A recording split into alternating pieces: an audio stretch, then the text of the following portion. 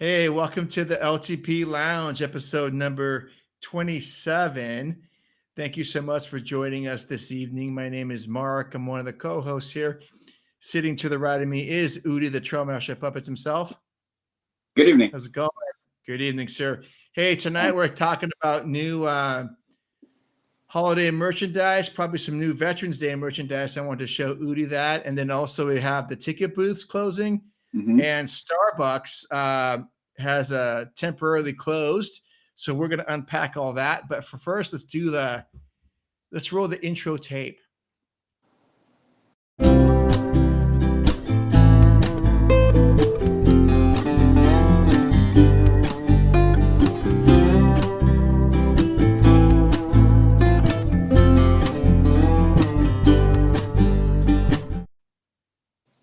Yeah.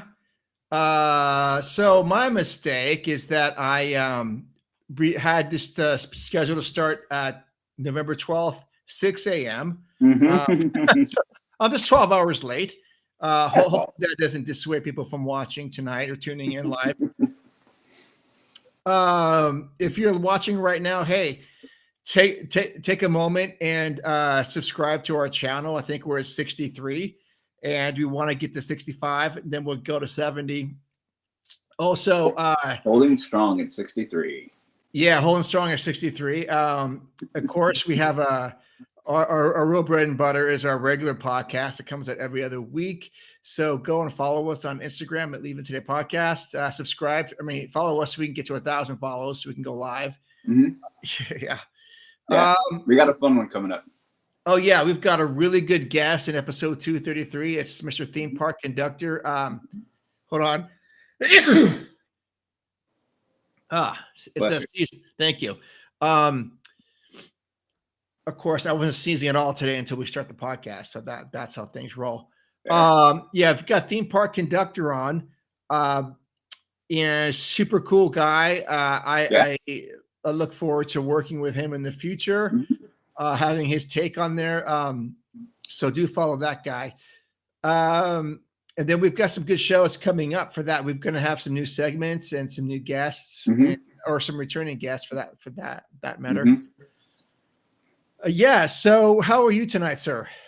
I am drinking a hot toddy. So are you not feeling well? It started hitting me this morning. So I'm like, I don't know. One thing that helps, hot toddy. So yeah, I see you drinking a warm beverage at this time, and I immediately thought that perhaps you're not feeling well. Yep. You taking vitamin C? Yeah. I've done all things ready. Hopefully tomorrow morning I'll wake up bright as rain. With the rain. Because it's supposed to rain overnight, yeah. Yep. And I'm cracking open a cold one, which is, in this case, it's a LaCroix.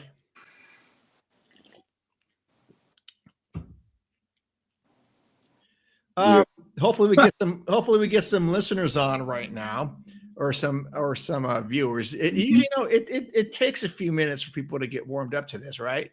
Yeah, and I mean, not everybody can jump on right away. So no, absolutely not. We'll get going though. Yeah, for sure. So let's go through some of the military inspired things right now. I saw them and I go, I wonder if Udi would rock these. I mean, I might actually. There are a couple cool ones in there. Yeah, I think so. Let's see if we can do that.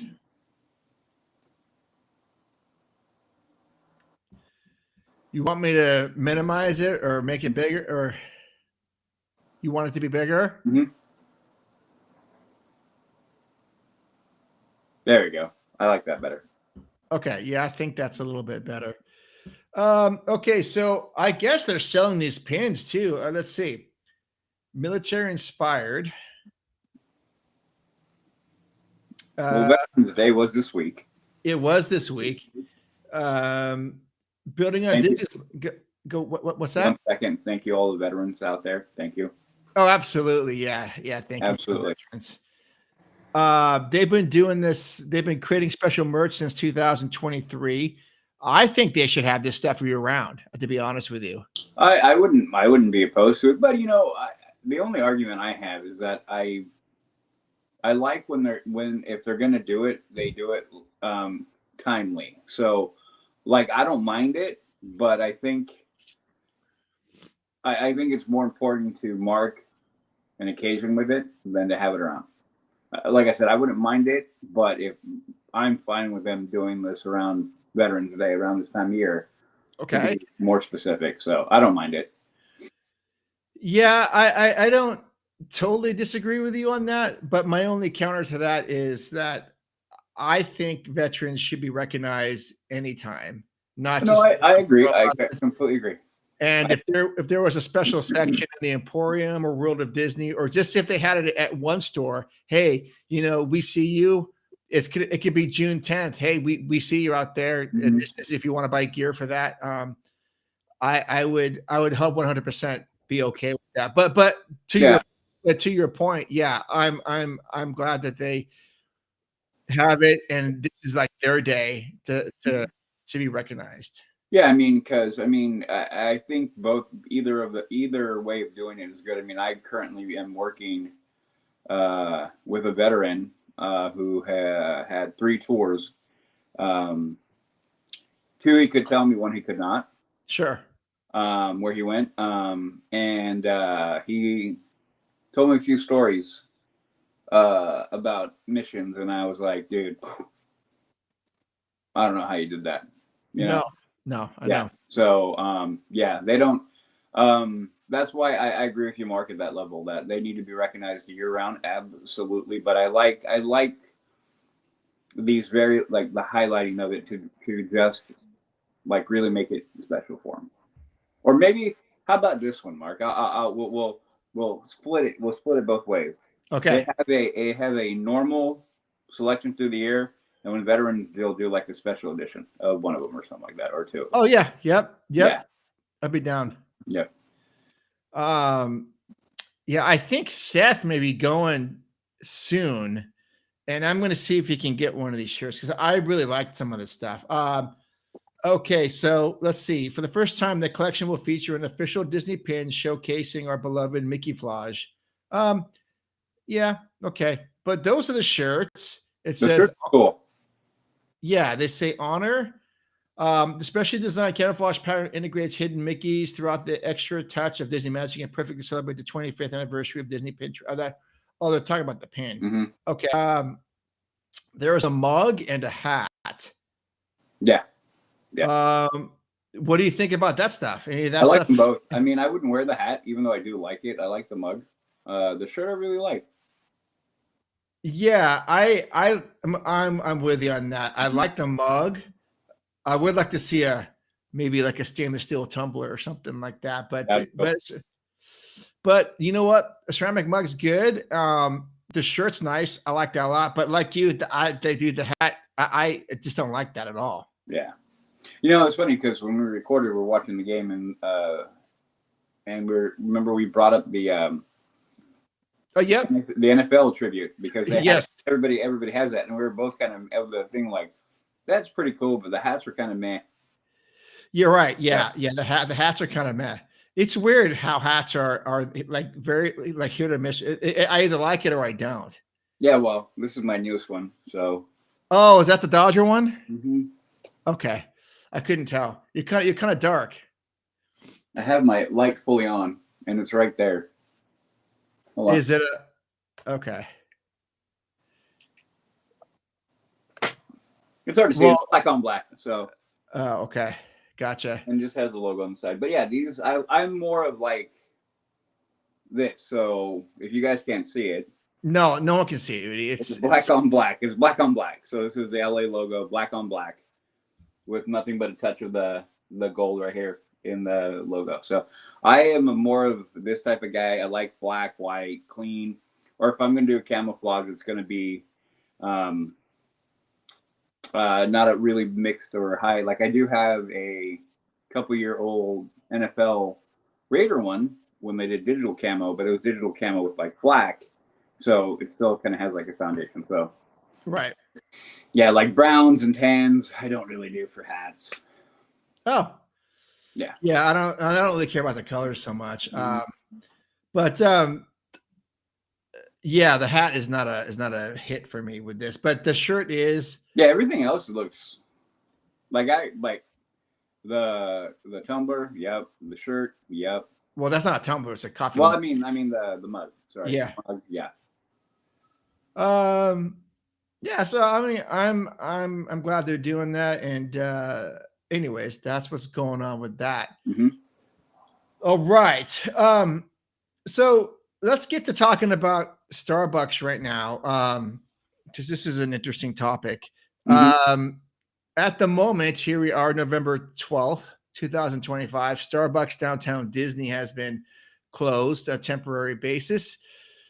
And this is, I don't have a problem with this whatsoever. I like Starbucks. I mean, I don't go there often, but my daughter works there, so I'm, supporting her. But these guys are union at this particular shop, and they are rallying against the low wages that they are getting. And I don't know that it's, I guess I have a problem sometimes with corporations, Yeah. dictating how things go. Like it seems to me like they're just living quarter to quarter, right? They've got metrics to say we have to beat this by quarter, not like a 5-year plan. And to me, it's kind of short-sighted on their part. And the reason why I think they're quarter to quarter is because these people that are in the C-suites, these executive level people are trying to get these bonuses. And well, yeah. Well, I mean, you have worked in the corporate world for a very long time and the retail. Yeah. I have, thankfully, mostly out of the corporate life. I mean, the company I work for now is a little bit more corporate than I do enjoy, but overall not like crazy corporate. So for me, it always becomes like a give and take for me. Without knowing the exacting situation, it's hard for me to comment, but a lot of times corporations are 100% trying to take advantage of their employees, their workforce. The workforce is the one heavy cost factor they can cut. I think we've all, at some point in our lives, if you work anywhere for long enough, and especially if it's a corporate-driven company, will be at the mercy of the acts of we got to cut costs. Oh yeah. So without knowing the particulars, the other part of it though, and I will say this, I'm no fan of unions, not anymore, not in this day and age. I think most of that is now just money, and it's just used as an excuse to complain. Now, again, I'm not directing that directly at this situation because I don't know the situation. It's just my general feeling on that. So, if they're on strike and they're fighting for whatever they want to fight for, hey, more power to them. I'm not going to sit there. Whether I agree or disagree doesn't even matter. Like if they feel they need to fight for their money, then off you go. I fight for my money equally, just I fight it in different ways. So yeah. Yeah. Yep. Yeah, I mean, there's something to be said about that particular location where, I mean, it's a cash cow for them in downtown Disney, and I don't know what a living wage is considered. I'm not sure what they're paying. It's more than minimum wage there. I don't know if it's a benefits thing or if it's a wage thing. It's probably a little combination of both. Could be. Yeah, I mean, I don't know too much about unions. I've never been in one. I was in one briefly a long time ago and never again. Okay. Yeah, I can see why there's some downsides, and there's probably some pluses to that too. But I don't think we're going to be in a union. No, and like like I said, without knowing what's going on specifically, I don't know. My knee-jerk reaction was like, well, okay, are you really like? Is it really that bad, or are you just? I don't know. I mean, if it's something like I can't even speak to what those guys are making over there. I just know my attitude. My attitude is if I'm not happy, I leave. Yeah. If I ask for something and they rebuke me and say no because X, Y, Z, but they'll give me this and they counter, then you enter into that deliberation in my head, and you know this, Mark, from years of knowing me, the different works and companies and jobs that I've had. Yeah, I mean, perfect example, a company I had a year ago, company I was working with I had a year ago, very unhappy with what happened. What'd I do? I made my arguments. It was basically shot down. I said, adios. No problem. Adios. Adios. Yep. Bye-bye. So, more, all the power to them if it's a just thing, but I don't know. To me, it's Starbucks, and it's Starbucks. Well, I don't go to Starbucks. I know, but I think one thing we can agree upon is that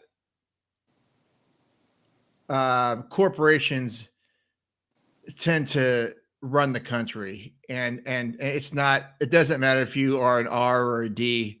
That's running the country. It's the corporations that are, I think, pulling the strings, and they, ultimately, you're just a number to these folks. Yeah, 100%. And what they're doing at Starbucks, and actually any corporation, but actually right now what they're doing at Starbucks is the employees that are unionized are saying, you know what, we have a say in all this stuff. And I think I hope they get whatever they want. And I wish that Starbucks would start, and other industries, so our corporations would start to value their employees a little bit more. Yeah. And I will just make the general suggestion to anybody. If you really like where you are, but it isn't fitting anymore, I can understand the dilemma you can have in wanting to go. But I will tell you, you should probably go. I mean, nothing wrong with fighting, but there becomes a point in time where it's just time to go. So I've been there with a few companies in my lifetime. So. Yep. And all too well for me. So. Yep. Yeah. So anyways, good luck to you Starbucks employees out there. I hope you get what you want. Yeah, good luck to you. Good luck to you. Like I said, go fight for it, man. Go fight for it. Yeah. Good luck. Good luck. Yeah. Okay, so let's talk about the next news item here. And there's no one, actually there's one person watching, whoever that is right now. Thanks so much for watching. I think this has something to do with me putting the wrong time. And I tried to be, you know what? This is the 27th show, and I have not got anything perfectly correctly on any of these shows yet. Either the day's wrong, the time's wrong, or if those are both working, there's something wrong with technically, like, or I'm like, my mic's not working, or Udi's has issue on his side, or something like that. I don't know. Huh? It's been fun. Oh yeah, it's been fun. It's been that learning curve. I just hope that Phil's not watching these, because he's gonna laugh at every single time. Oh, if it happens to be Phil who's watching right now, I expect a text from Phil. Like, where's your text? Oh yeah, if it's from Phil, he would have voted late into us. No, love him to death. Yeah, hopefully he's doing well. Yeah, I gotta catch up with him. I saw him. Phil, if you see this, you owe me a phone call. You're supposed to shoot me a text when I got back, and you haven't yet. So now I got to track you down. That's fine. Track you down. I track you down. That's fine. Okay. Let's move on to the next news item here. Is the Disneyland Esplanade ticket booths have been shut down. Yeah. 2 ticket booths near the entrance to downtown Disney are now closed. On the Disneyland Park side of the Esplanade, the lost and found and ticket sales have been combined to help guests. It is located to the left if you are facing the entrance of the park, and a long line of guests was lined up when we got there. Okay. So that line that you see right there, that is, probably about a 45-minute to an hour and 10-minute wait. So I know that they have to, let's talk about this for a second, or actually for a bit, because we see Disneyland moving to a less analog world and more of a digital world, and this is one of those things where I guess I don't need to have the screen up for that, because we know what's going on. Is here we are, 2025. And I'm thinking about people like my parents, or maybe like even if your mom for some reason went down there with her friends, do you think your mom would be able to navigate this system Well, without? Go ahead. funny enough, my mom did go to the park maybe with her friends about a year ago, maybe a year and a half ago, I want to say. Okay. And she did say it was kind of difficult to navigate that. Now, why she didn't call me or text me to help her is beyond me. That's my mom. Yeah. But yeah, no, she did kind of say, yeah. And then I do recall a while back. I mean, I knew it wasn't going to really happen, but Jess, even Jess's mom, diehard Disney, was kind of telling Jess probably about a year and a half ago, the same, going, I don't think I'm gonna go back to the park again. And she cited all the reasons, the digital and all the stuff that we've talked about and kind of been annoyed by, mostly me. And she cited those. I mean, she's gone to the park since, and I knew she would, but that is a problem for a lot of people, I think. And I think we've talked about it a few times now. And I think we discussed in the upcoming podcast as well. The push for Disney to go digital is really kind of like, I think it's kind of a really kind of a double whammy in the negative towards people. One of the main things is that it's becoming a thing of where they're telling you got to do everything on your phone. And what that is doing to the park experience is you're averting your eyes from the wonder of the park around you, and you're coming down to your phone. People are already doing enough and taking videos, and they're taking pictures. And Yeah. if you recall a while back, some certain park banned selfie sticks because of stuff like this, because people weren't paying attention, because people were running into things and and all because they weren't paying attention. So it became literally a safety hazard. Oh, and also taking those things on like roller coasters. Correct. Yeah.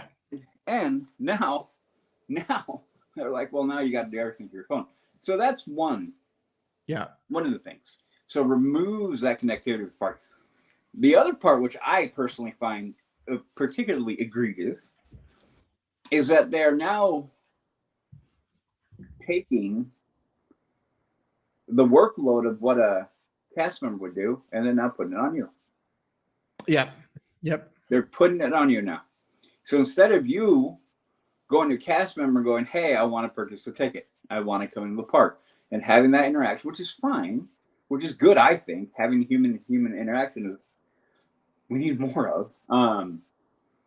That's one level. But now they remove the ticket booths. What do you do? Oh, I believe the article, or one of the articles we've read or I read, is they're saying now they have people walking the line going, hey, have you downloaded the app? Basically tell them push to the app. Yeah, there's signs out there too that have people doing so that. Everything is push. So they are now removing overhead, and then what makes it particularly egregious is the fact that, we no longer are giving you the service, which is one of the main things that Disneyland has been known for. We're removing that factor, putting it upon you, and then if you get frustrated, well, there's the app. Then they're charging you more. Yes. Now, if they said, hey, we're going to charge you less, but everything goes digital, maybe I wouldn't complain. Maybe I'd be kind of like, dude, come on, really? But they're not. Well, you touch on a couple points there that I kind of want to explore, is that you brought this up in the podcast, so we're going to be maybe if it's a bit of repeatability here, but you had mentioned that Disneyland was referred to, this is like the Disneyland of fast food, or the Disneyland of shopping centers. Mm-hmm. And I think what you mean by that is they've got exceptional customer service. They've written the book on this basically, and they've been hired through other corporations to come and teach the Disney way. Mm-hmm. Hey, this is how we treat customers. This is how we interact with them, so that that they feel that they're valued. This to me is a slap in the face of all of that. Mm-hmm. Mm-hmm. because you go to Disneyland to feel a certain connection, and it all starts with from it starts right from the rip. You know, Yeah. I'm not trying to be funny or anything, but if I'm CEO of Disneyland or Disney Corporation, I'm telling my employees that whether you are a high-end Disney Imagineer or you're someone taking tickets at the park or selling popcorn, you guys are all equal to me.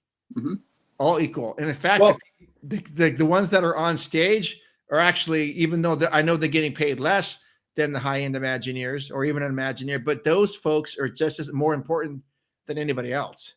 correct. And you're taking this away, right? Yeah, 100%. And I mean, I think again the idea of Walt and the park initially was that because I mean, how many? Everybody has to wear a name badge. Everybody has to wear a name badge. Everybody has to wear a name badge in the corporation. They go to the park, they have their name badge on, and that is a visual attempt to do that. Yeah. So because of that, and now it's changing. So these are little things that just pick away at what makes Disneyland different. And some people may look at it and go like, "Oh, come on, really? What's the big deal?" But it's the incremental, the death of small cuts, 1,000 small cuts. It's not one big thing. It's one of these little thing and a little thing and a little thing. Excuse me. So these are all problems. So when I don't have a huge problem with those going away. I mean, I'm not like it's going to be the end of the world, but I also can recognize that what they're doing is removing history. I think I make the comment in the podcast, like they need to have one there. We need history. There needs to be a recognition of where we came from. I'm always, no matter what we do in your life, a lot of the things that we collect as people, as human beings, and this is everybody, a lot of people, they get these things to remember what we did, where I was, who I was with. That's one of many of the things that we talk about the beauty of Disneyland. The reason why we love it is because we can tell, oh, remember when we went on that trip and he was with me and I got this, when we went on this ride, remember? And that is all our history. So when they remove these things, they begin to erase that history, and then people begin to forget. And then the luster and the beauty of understanding why everything is so cool begins to wane, because it's literally, you cannot recognize where you are if you do not remember where you've been. And that is what Disney's doing. Yeah. And they're going to say, well, we're modernizing. I'm not arguing that, because modernizing, what do you modernize? You modernize Apple Pay. I mean, right? Yeah. You the Apple Watches or their Magic Bands. Yeah, I know what you're talking about. Yeah. That's the modernizing. Not, well, we're just gonna go kiosk and then then you boom. You modernize to the point where you become vanilla and like everybody else. Right. And that is one thing they cannot do. No, I agree. Yeah. So, I mean, let's talk about this use case where, and I'm just thinking about my parents. I'm planning on taking them next fall or next spring. But if I wasn't going to go with them, let's just say that they showed up without having a reservation, and they're standing in line, and let's say they get there at 8:00 because they get up early, and the line's already backed up because I know this is what's going to happen. Yeah. Let's say by the time they get there, it's like 9:30 or something like that. Hey, what can we do for you today? We want to go to the park. Okay. Well, we want 2 tickets. Oh, yes, we do have reservations available. So let's go ahead and make that happen. And then they're going to ask them about, hey, do you want a lightning lane? Well, at that time, like 9:30 or 10, some of that lightning lane may not even be worth getting. Yeah, they're done. So, but if they go, oh yeah, what is that thing? Oh, it's going to be negative, $40. Okay. They're not going to understand how to even use this. But they would probably be upsold on this product that they're not even going to use. Correct. That absolutely bothers me, because there's a whole, well, I wouldn't say a whole, but there is a customer that they are discounting in all this mix. And it's the person that, I mean, look, they're not going to fool you, Udi. They're not going to fool me and saying it's nonsense. But other people, they will, because you know we're into this. We're part of this culture. But I know a lot of people aren't, and it's completely complex and overwhelming if you don't follow this stuff. Yeah. So what do you say about that? No, I completely agree. And I mean, I think we've all become kind of like made it our crusade to be like, at any chance that we have and we feel appropriate, we say, don't get Lightning Lane. 100% don't waste your money on it. Do not get it. Do not get it. Right. We're actually, I mean, we're not influencers who are like, oh man, if I got Lightning Lane, like how many videos that I've heard kind of like critiquing the park. And even the people that I've heard lately critique on the park, they're still including Lightning Lane as part of the thing. And I went, oh yeah. Well, then you're not really giving, in my opinion, you're not really giving a fair critique of the park. Because if I hear you say, and by the way, after everything I've said, like this, that, and this Lightning Lane thing, don't get it, I would be like, now you're plugged in. You're actually understanding what's going on. Right. Not just trying to play the fence. Because I feel a lot of the people right now are just playing that little fence. Or just like, nah, we're going to be over here. But that is the thing, is like, that is 100% what's going on. That I bet you that happens so often. And I'll give you even worse case. What if you stand in line and they go, well, do you have a reservation? No. Oh, we don't have any available. They'll probably do something to help that person out. Don't get me wrong, but the mere fact that even has to become a thing, and it is a thing, is ridiculous. So, no, most people who know me know my opinion on this. The park has become too complicated. It has become too homogenized. It's become too directed and encouraged to be planned out to the minutia, and the sense of adventure and free will and enjoyment is being removed. That's someone going to the park right now. Yeah, well, no, or running away from the park. But no, and that is exactly right. So those kind of people are being kind of preyed on, for lack of a better word of putting it. Oh, for sure.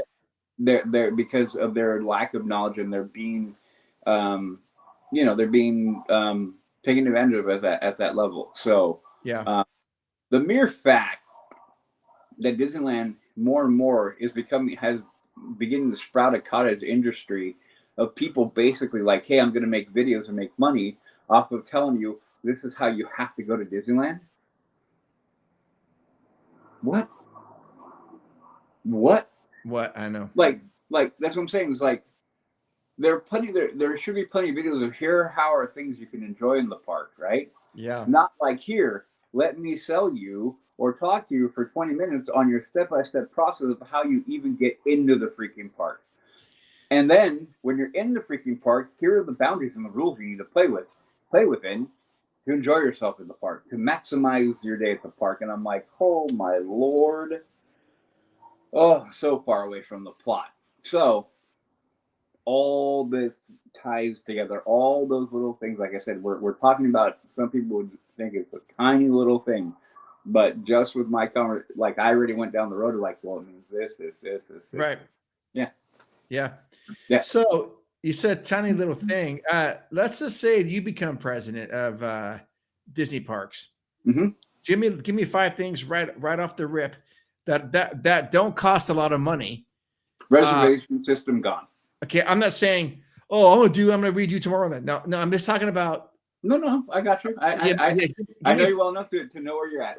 Okay. 5 just pretty simple tweaks that you could do to make the guest experience better. Let's go. Reservation system gone. Okay, Go ahead. Okay, tell me why. Reservation system is now become the argument for reservation system, which at the time made sense, was coming in after COVID. They had to highly regulate who could come in and out of the park per OSHA and government regulations. I get that. Mm-hmm. That is now long over.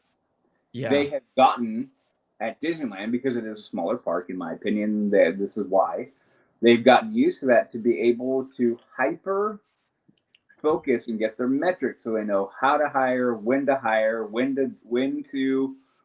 bring people on, when to schedule them off. You can get all these things through all the metrics because you have the reservations. Well, reservations are numbers. The other thing they can do is go like, well, reservations are numbers up. Another little tweak point for their earnings call. Well, our expector, like listening to the endless amounts of earnings calls, that word comes up a lot. Yes. A lot. And I hate it. If it's outside of the cruise lines, I don't want to hear that word when it comes to Disney Park. Reservation. You know what's reservation, but like out of the normal stuff, but just to get freaking in. Do you know Walt Disney World does not require reservations? No, I know. Okay. And so that's why it's more irritating that we over here in Disneyland proper are still stuck with that stupid system. Absolutely. Okay, I'm agreeing with you. So your first item, get rid of reservation systems. I second that. Secondly, I'm not going to change. Well, okay, I'm going to get rid of the magic key in name because it's a stupid name. I will return to annual passes, APs, okay? Because people actually know what an annual pass is. Half the people go like, hey, do you have a magic key? What's that? It's a stupid name. Number one, change that, and then I would absolutely, positively fill that middle gap here. Fill that middle with a $700 one. I would not go back because I would fight. I know in a boardroom and whatever I'm arguing, for me, if I walk in and say, well, I'm going to lower annual passes, the board is voting to get me fired pretty quick. So what I would do is fill that obvious gap. I mean, you and I, Mark, have talked at it almost nauseum about how, and you brought it up, and I was like, yep, no, 100% correct. There is a tier in there that they're missing in between the top, or the middle and the top. So that's the next thing I do, fill that in. Next, what I would do, eliminate Lightning Lane altogether. And I would go back to Fast Pass. Now, the argument would be, and I know already, would be like, well, look at the revenue brings. And I'm like, I agree with you. But the complication and the guest experience has suffered too long. We're going to go back to what we had prior. That's it. That's it. The free system. Add value to the park. So the next thing I would do. Number 4. And so far, I agree with everything you're saying. And dude, the things you're saying aren't going to be crazy expensive. I mean, it's going to cost maybe some money to implement that fifth ticket, annual pass, but oh, wait a minute. And then you said that for the fast pass, you want the physical tickets for that again? Yeah. Okay. So there's going to be some money in getting those machines up and running, but go ahead. It's minimal compared to what other stuff. Minimal compared. That was that 3 or 4? That was 3. 3. Okay. 4. 4 would then go back to, I would bring back the focus to live entertainment. Now, while I understand that is not my thing, but I also understand that live entertainment adds another level of delineation between Disneyland and other theme park and attraction and amusement parks. Yeah. That would be the other thing. Now I know that one's going to be a big ticket thing. They're going to be like, whoa, I mean, you got to hire people. I get all that. But again, it's a return. It's adding perceived value to the product. That's what this is all about. And then the last thing that I think I would do, that wouldn't be too crazy. Well, hold on for a sec. Okay. I was going to ask him about the live entertainment, but no, go ahead. So are you talking about just like Streetmosphere, or are you talking about, hey, there's a live show with a golden horseshoe at 6 o'clock. Let's go to that sort of thing. All of it. All of it. Go back to the day where you would have that going, the piano player at the Carnation, you know, all the things that we remember. Yep. All those things. Now the 5th one, I think the 5th one becomes a little bit more, is a little more difficult to come up with. Um, because all those things are super simple. They're not earth shattering. No.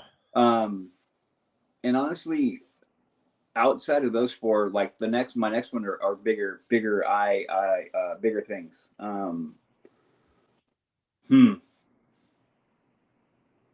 I can't really think of that. I can't really think of anything other than that. That wouldn't be a lot of money. Well, go ahead and say it then. One of the main things that I would do is 100% go back. Well, okay. These are actually come together. Hold on. For those of you who just joined us, we're talking about top 5 things we would do if Udi was president of the parks that could change the guest experience that are relatively that are relatively inexpensive. Okay. The last thing I would do is kind of goes hand in hand. It would be return to the days where backstage meant backstage. What I mean by that is any maintenance work, anything like that, scrims are almost never seen. Okay.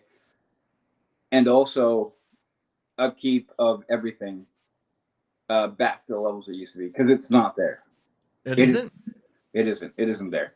I haven't heard that. Attractions going down on the regular. That's all PM. That's all maintenance stuff. That's all things that need money to keep them from going down. Yeah. So those right there. So imagine again. So by keeping any kind of work or anything at night, you don't lessen the show. You don't take away from the show. Right. Then also by keeping the attractions up and running at a steady pace,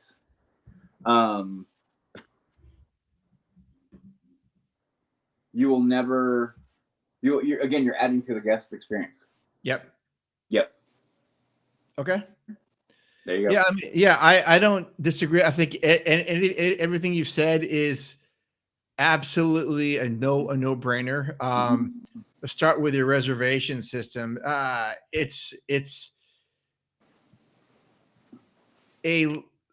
an item that seems to have latched on to like a bygone era now. Yeah. We don't need that. It's just it's inconvenient. And if Disney World can operate without it, Disneyland certainly can. Again, this is why I go back to what I think. Again, I have no proof or evidence, but it's just my gut feeling. Oh yeah, I think trust your gut in this scenario. Adding another Magic Key or an annual pass. I think you've got the two high end ones. One is like $1949 for the high end one. The other one's like $1,800, and then it goes to $949, and then $599. You've got to. I don't know how to say this any more clearly, but you've got a very loyal fan base of Disneyland who will do pretty much anything to keep going. Yep. And you have to respect that. You don't take advantage of these people, and I'm one of them. I mean, I could go and buy the $1,800 one right now, but I don't get a lot of value out of that, and I think it's a slap in the face. $1,800. Yeah, and I think we had the discussion after recording about AP and everything, and I kind of went like, I mean, I could get an AP now. Sure, I know you can. Yeah, like it would be no problem, and I just go. But I'm at that point. I'm like, no, which is why we talked about this. Is have, and I don't mean just to be biased towards California, but I'm going to, because I'm a Californian, and so are you. And Disneyland was born and bred in California, and it's like you have to. I think you should allow California residents to have their own Magic Key or annual pass, not just a SoCal one, but all of Northern California, and make it reasonable to say, hey, you know what? We see you guys. Thanks for being here. It's going to have some blackout dates or whatever. Even keep that one on the reservation. I mean, but drop the other reservations in general. You know what I mean? Yeah, no, because and I will go back to what happened when Dodgers won the World Series. They lit up the Castle Blue. Yes, they did. And to me, being a Dodgers fan, I'm like, how cool is that? But Of course, I thought that blue was for the Blue Jays. Yeah. Okay. What, they're sad they have the Blues now? No, but what I made, the comment I made in our chat was yet another subtle way to remind people that Disneyland proper is a locals park. Oh yeah. Yep. Not saying that I'm not sure if Orlando or any of the Florida parks, when the Florida Panthers won the Stanley Cup twice, if they did anything like that. I never saw it. Not saying they didn't, but I don't know. Yeah. But to see Disneyland do that, I'm like 100% that's what Disneyland is going to do, because they recognize the bulk. And you heard the cheering in that video. Yeah, I saw it. Yeah, I thought it was great. Correct. It was up and down Main Street. It reminded me. You know what it reminded me of watching that video? What's that? Rise of the Resistance opening day. Oh yeah. Yep. Yeah. Same vibe, like people recognizing what had happened, and then you feel the cheer coming down the street, and that's exactly what happened. They go like, "Oh my God, the castle turned blue!" I'm like, yeah, and they're like, "Dodgers won, what?" And then you hear the people, the crowd, the screaming and the yelling and the cheering just come down the street, and I'm like, and so you're exactly right. I think they have to honor the field, the area, the people, the state that helped build and has nurtured that park and that company to where it is now. Oh yeah, absolutely. Yeah. I guess I wouldn't be surprised with all the nonsense that Disneyland has been doing lately. I would not be surprised if they do release another Magic Key. They're having that ticket deal coming up, which I thought was brilliant, and that's going to get me back in the park. Because that was, I always say, we're going to be critical, we're going to critique, obviously we are, and we do it all the time. But when Disneyland does something right, you reward them. You go, yes, give here. You're doing this to get my money. Take my money. I'm not going to be like, now take my money at whatever. But you're doing this right. This is good. Yep. And then make it so popular, and they're going to be like, hey, now, make them think. Vote with your dollar, both giving it and taking it away. So I have been on the takeaway for quite some time. Yeah. But that doesn't change the fact that I want to give them my money. I want to go. I want to go. I want to be back in that park with the people that I care about, because it is so good for my soul. So it's difficult, but do more of that. So for anybody, you guys who are watching this in California, and you see that, please, if you can, do that. Give them that. Go get that ticket. Go enjoy the park. Get the 3-day park offer for $250, and go. And then, okay, go ahead. Yeah, no, and that's the way of telling Disney, Disney, not that, this, not that, this. Yeah, that's what I was going to ask you.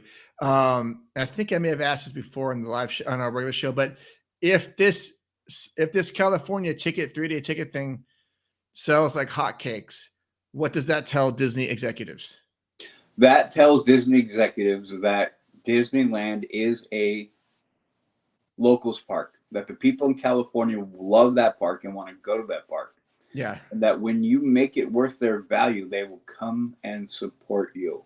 They will give you more money. They will be at the park more often. There will be the residual, because the focus again has been way too much on the one visit person that they're saying, hey, they're going to drop 15, 20K on the trip, as opposed to local who's going to come in and drop a few hundred every trip, but a few hundred every trip.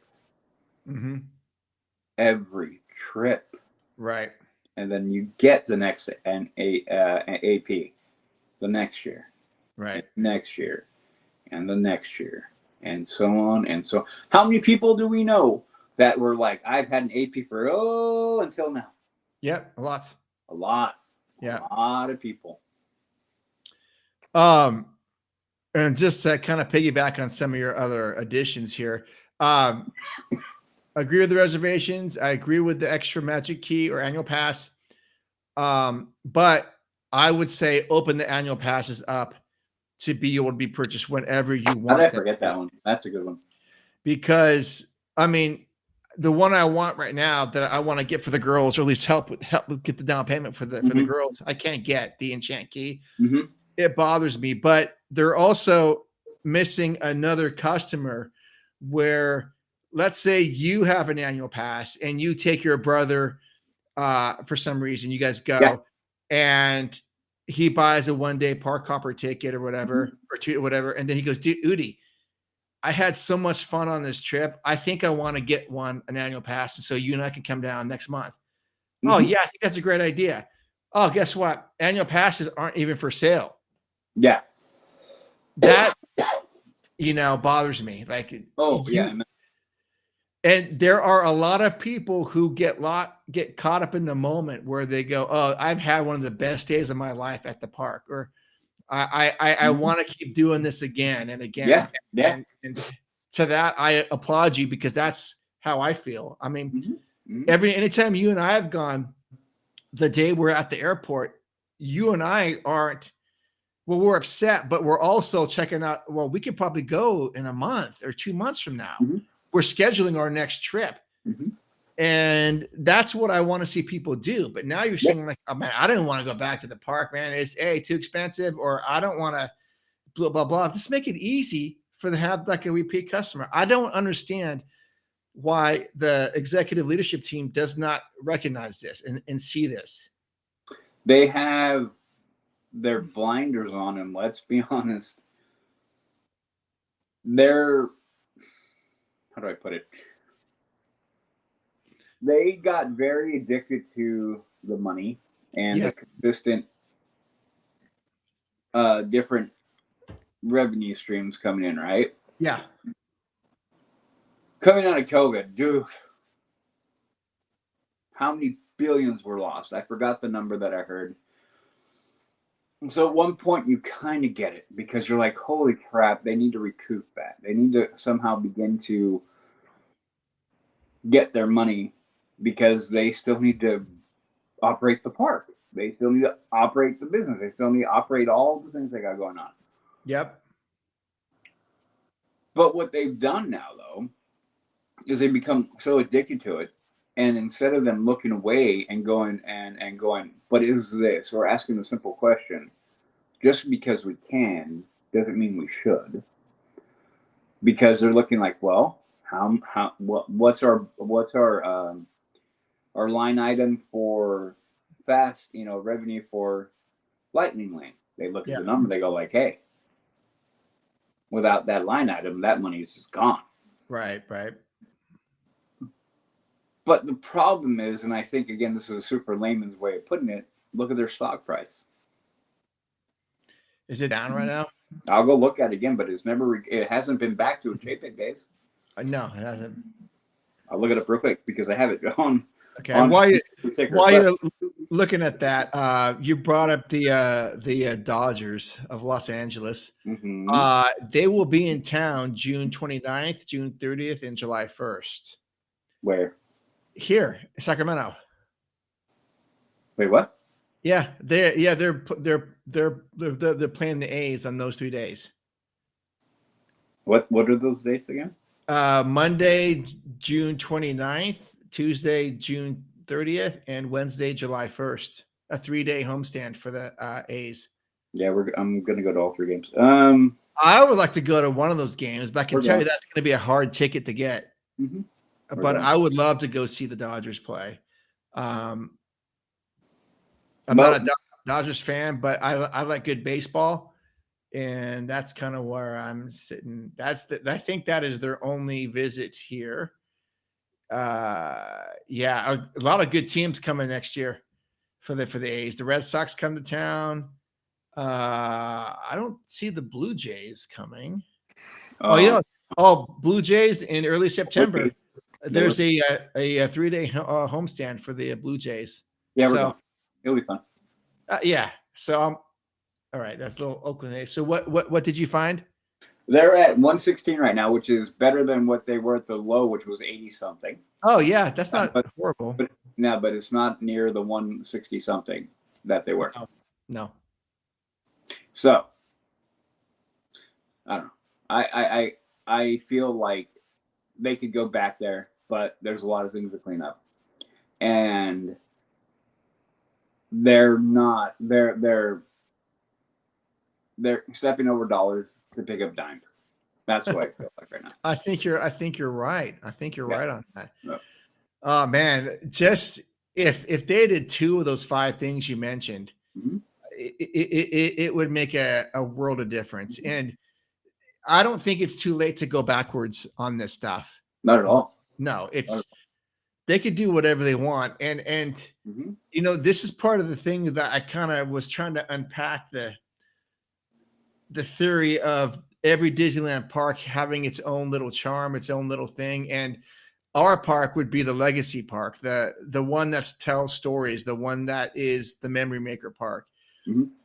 And it's not, I'm not saying I want it to be a time capsule, but I think there are just some things that should never change in that park.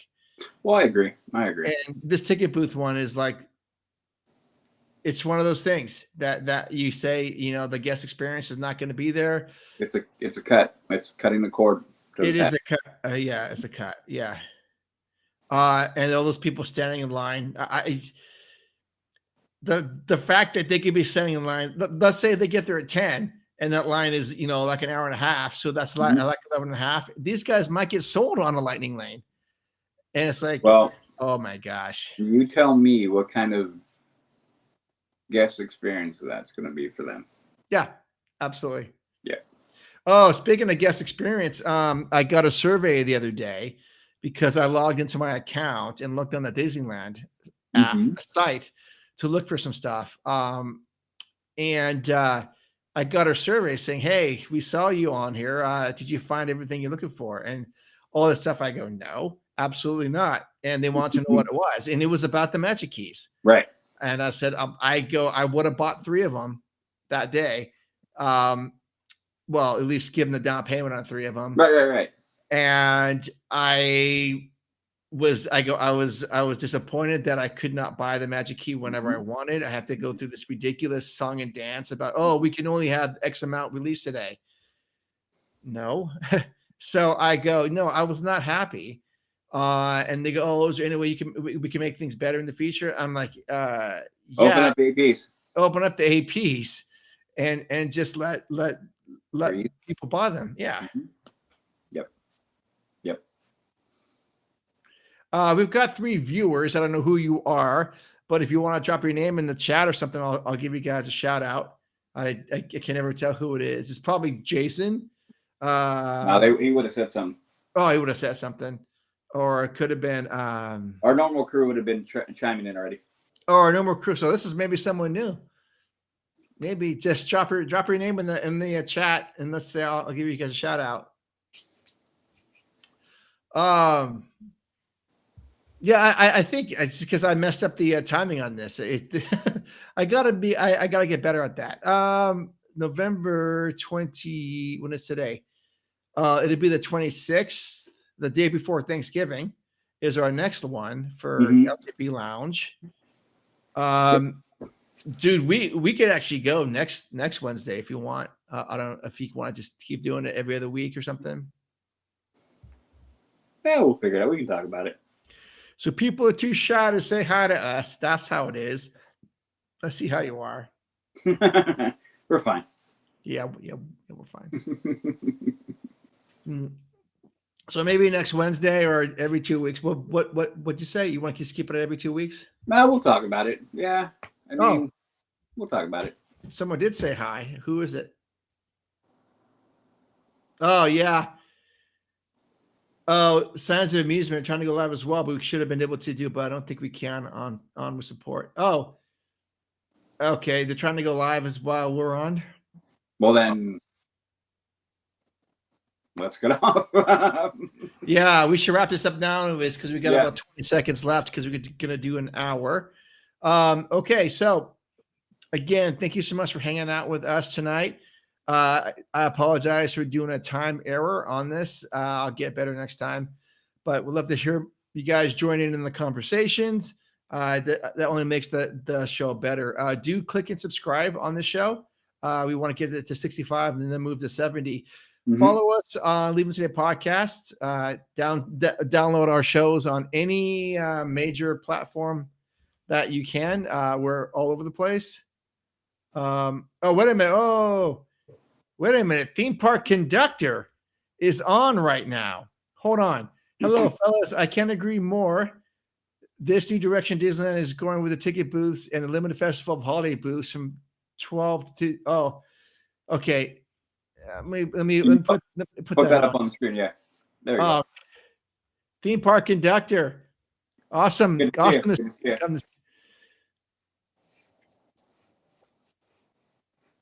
Yeah, dude, you're right. I don't mind staying on a little bit longer to talk about this. Unless he has to go. No, I don't. I'm more worried about Jason. If they can't go on and we're stopping. Oh no, he said they're gonna go on later. Okay. Well, I don't want to encroach on them. Yeah, Jason, if we're taking up the bandwidth, please let us know and we'll drop. We'll hop off. Yeah, we'll hop off. You can text me or just drop it in the comments. Yeah. But conductor, I guess I'm gonna call you that because theme park conductor seems kind of wordy. So we'll call you conductor. Yeah, the holiday booths from 12 to 6, that's ridiculous. But they're not charging any less for you're getting a lanyard this year for that. I wonder what they're gonna do for the Food and Wine Festival. You know, how that's going to work. Yeah, because that works on a lanyard system quite directly. Well, no, I'm talking about like the booths. Yeah. Where do you usually get them? Because I've never been. Where do you usually get them? I'm sorry. What's the question? The little lanyard. It's all digital, right? Is it all digital? Remember how you have to before you get the little punch or whatever it was when you ordered your stuff, whatever. Yeah. They used to give you a lanyard and a card with tabs or something like that. Now it's digital. But but to conductor's point, they had 12 booths that you could go and get different types of food. Now it's down to 6. Oh. So there's only 6 different booths that offer this specialty food, and that's for the festival holidays. I hope they don't do that kind of nonsense for the Food and Wine Festival because it's a much bigger thing, and that is really a good time out if you get a chance to do that. You know, this goes hand in hand with what we're just talking about. The removal of things like this take away the perceived value of the whole thing. Like, come on, guys. Like, I don't even go. But that isn't the point. It's the same thing with the music and the shows and the street atmosphere. I may not be directly into it, but how many people are, and how does it add to the whole ambiance of the whole entire place? Oh, right. I'm getting a Magic Key lanyard, and also a lot of the foods are not new. Returning items are not new, and from other festivals like Food and Wine and Lunar New Year, which is also disappointing. Okay. Cost cut. That you know what that yells to me? Cost cutting. Yeah, cost cutting indeed. And then what? Okay. Does that conductor? Does that thing start this Friday, the 14th?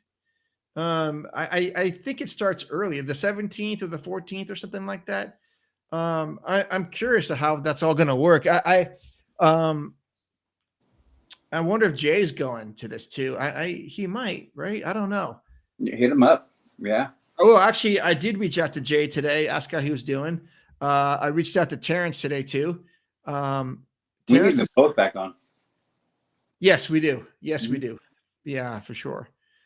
And conductor, anytime you want to join in on this show, we go live 6 to 7. I can send you a link. And you're more than welcome to come on and talk 100%. Shop and talk shop with us. We would love that. Like I said, we try to go for like an hour. If the conversation's rolling at the end, we'll stick around for a little bit longer because I know it's a weeknight and people have things to do, and Udi's not feeling well. I'm not 100%. I'm at 80.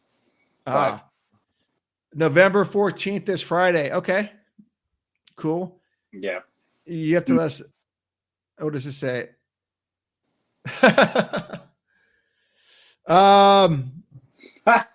It'll be fun. Yeah, to tell you the truth, conductor, that would not dissuade me from going. Not at all. I have a couple rain jackets. I have waterproof shoes. And I would, you know what? It might be a good time to try a bunch of the food without crowds. Mm-hmm. I'd probably go earlier in the day though. The rain would not dissuade me in the least. What does the conductor say? Oh, sure thing. That'd be awesome. Oh yeah. That's in regard. Yeah. So yeah, every other Wednesday, from 6 to 7, I'll shoot you a message on Instagram or something. Or if I get your private number or something, I'll just send you the link on that. And more than welcome to go on and talk shop, because yeah, it'd be fun. Yeah, I'm in the process now of mixing out our podcast, the one you were on, that'll be out on Monday, and it's great, dude. It was really good time having you on. I appreciate your insight, and after that, Udi and I were talking. Yeah, how blessed we are, honestly blessed to be a part of this community and having people want to hang out with us down at the park. And you had suggested to hit you up when we go down there. And in fact, we will. I'd love to go around the park and try, just, we don't have to ride rides, but I do want to ride rides. But you know what I mean? I just, there's about 6 people that want us to do that. And do that. So yeah. Shoot, conductor, I wish you came on a little earlier. We're having some deep conversations about stuff you put and chimed in on. We didn't even get to Avatar tonight. We've been complaining about that. Go ahead. Yeah, but what? Honestly, if we bring up Avatar, it's going to be another 20 minutes of me complaining that it isn't the right spot and it's all a bad idea and blah, blah, blah, blah, blah. Yeah. I've yet to get one piece of news that makes me go, hey, maybe it isn't a bad idea. Not one. No. Not one. No, I don't think it is. I mean, I'm still pretty optimistic about the future of the park. One thing I do want to unpack at some point. What did he say here? Oh.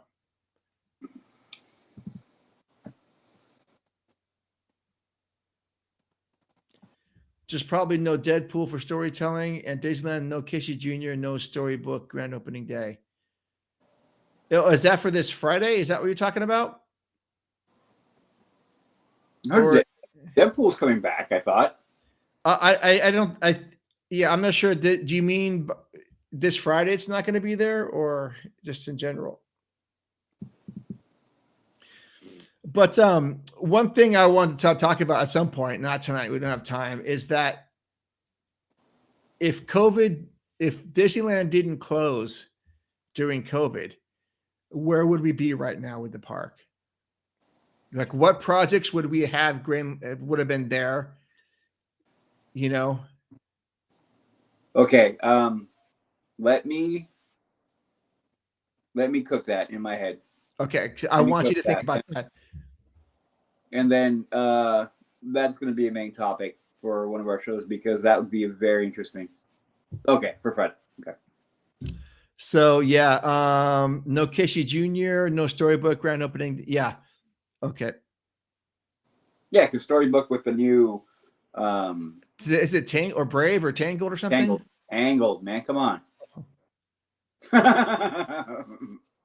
Oh, okay. Now I understand what you're saying. Yeah, but you know what, conductor? It's still going to be an awesome day in the park. I would take a rainy day walking around in the park, even if things weren't even open. I would love, a few restaurants and stuff like that, but for the most part, I would love to be there. But do you think that's a good topic, Udi? Oh, 100%, dude. I think that'd be a great topic to have, because I think a lot of what we deal with now, you could almost root back to that, and to look about how we were. And we've often talked about how we feel like a lot of peak Disney was pre-COVID, that they were hitting their stride with their magic passes, with the things, and how everything was moving. And when that hard lockdown came, and what we've gotten out of it, you can see the ties back to the restrictions, and they're still in place. And the mentality that Disney is using is that like we need to scratch and pull every penny, dime, and quarter from everybody as much as we can, because we need to recoup that money. But what if it happened? Like yeah. So no, that's a brilliant comment. I don't know why we haven't thought. It's been how many years since we've been out of lockdown now? 3. And how have we not thought about this before as a topic? I don't know. I just thought about it the other day. I was on a run or something, and I was thinking, you know what? What would it have been like if Disneyland never closed during COVID? I mean, sure. I mean, we had COVID. I'm not saying if COVID didn't happen, but if Disney said, you know what, we're going to stay open and you can come in with your masks and everything, and we're going to keep going. So yeah, this is a good topic, because I think we'd be a lot different than how we are right now. Yeah. Like my initial brain just ran down the road real quick. And I think you're completely correct. Like we would be in a completely different mindset. Completely. Yeah. I think there's a lot of things that tie into it too. And that also into the multimedia business. Holy crap. Like, okay, sorry. Now Marky got my brain just. Yeah. Yeah. And you know what's so funny is here we are almost 10 years later. And I remember our first conversation about the podcast. We were like, is there even enough news to talk about? Dude. Here we are 10 years later. We don't even have enough time to talk. I mean, you know what I mean? Because I remember you said that. We were at Chando's Tacos, and you go, is there even enough to talk about? Yeah. Dude, it's because you know what, yeah. Okay, in my defense though, yeah, it was at that moment where I was like, I know where we are. I know what we think about. And we know we have our tiny circle that we're all in, right? And while you have that idea of like, there's more of you out there, until you like dive off, you're not sure. You think you go to the park, you see them. Yeah. But is it like really for real? And then we dove off the diving board, and here we are. So yeah. Okay. So I think Conductor is asking to be on the video. And this is in regards to the COVID. The COVID. Are we do you want to do a video or the podcast? Or what do you want to do for this? Okay. We could probably, you know what?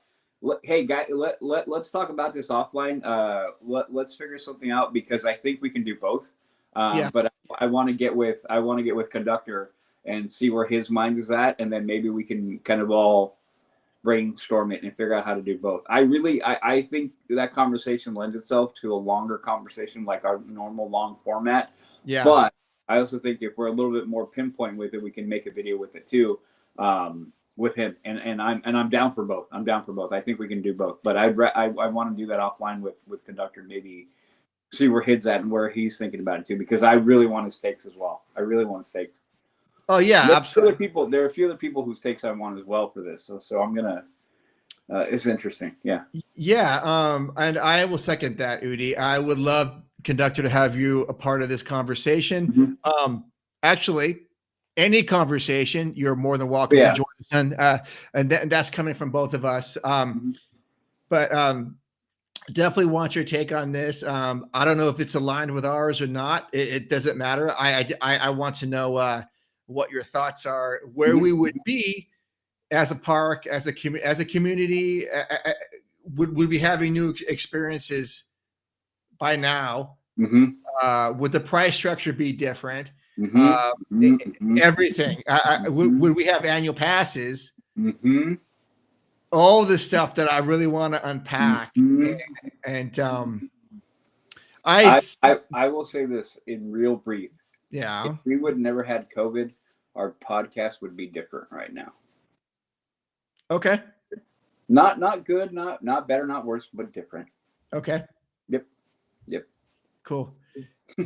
Yeah, conductor. I will message you on Instagram, and I'll give you my number first if you want to text me or something, and then I'll loop you into Udi's as well if that's okay. Udi, giving him your number. Yeah, 100%. Yeah. We'll get that going. I think it'll be a good conversation.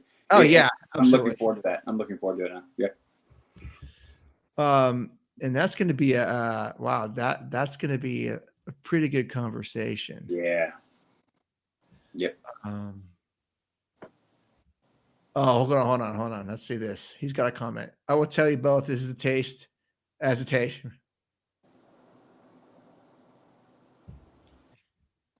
Mm-hmm. Mm-hmm. He's not wrong. Plus more come from me soon. I hope so. I'm so down for it. Let's go. Dude. Okay. Yeah, he's right about Universal. And oh man. Okay. No, I'm gonna say that because right now. I know. Yeah. We got a lot to talk about, but I don't necessarily. I mean, I think Universal doing good is a win for everybody. Yeah. Because they're showing Disney, you know what? We don't care about all your bureaucratic red tape nonsense. We're gonna build parks. We're going to get content out and experiences out for guests, and then we're going to see what happens. So we're going to zig. You guys are going to zig. Now we're going to zag, and let's see if you guys can zag. But go ahead. You're not wrong, but this is starting to delve into the conversation. But you're not wrong. But Disney, the mentality behind what they're doing is what has changed. Universal has been this now. They fully hit the accelerator and they've been. Yeah. It's Disney who has been different. Yes. Oh, you're right. You're absolutely right. You're absolutely right. And I think that's what conductor's trying to ping at or trying to get at. Yeah. Like I said, so let pin because because if you get me going, you know how I am. I know, and I want to save all this content for when we do it. Yeah. And let's conductor, I will shoot you a message and get you Udi's number, and let's kind of workshop this into maybe a podcast idea and a video podcast where we can probably get a couple other voices on there too. I can think of a couple people maybe, but Udi, who are you thinking of? We can talk offline. We'll talk offline. About who else you want on there. Yep. But there's a lot of good stuff that I really want to. And you know what? This is great. I love that we have this connection with people now, and we've got conductor who's got a wealth of information. He wants to join in the conversation. Yep. About this ridiculous theme park that we just love to death, and it's funny to me, and it's just rewarding. It's rewarding that we're able to do this. Two guys in Northern California hanging out, talking to a guy in SoCal, which is great, or anywhere. Cool. Yeah. All right, dude, you are down. You are down. All right. So with that, we are about 20 minutes over. But if we do this on the show, we're going to probably kick it up to a little bit longer. We'll put the warning out there because once I already know from our conversation, and like I said, whoever watches this, if you are seeing this before the podcast comes out, they will. You will see why I'm excited to have this conversation with conductor. Yes, absolutely. Yep. Okay. So you can get a hold. No, hold on. You too, sir. We will be in touch, and thank you for joining the conversation tonight. Thank you. So you can get a hold of us at follow us on Instagram at Leaving Today Podcast. You can also send us an email at info@leavingtodaypodcast.com. But probably Instagram is the best way to get a hold of us. If you have a show idea, let us know. If you want to be on the show, please let us know. We are more than welcome to talk shop with you guys anytime we're running the LTP Lounge. Yeah. So stick around for some more content. Like this episode, subscribe to this channel. We want to get this thing going. And we've got, some new listeners and some new friends with Conductor. Udi, what do we got to say to close off the show? Thanks for anybody who's going to watch this and has been watching. I appreciate it.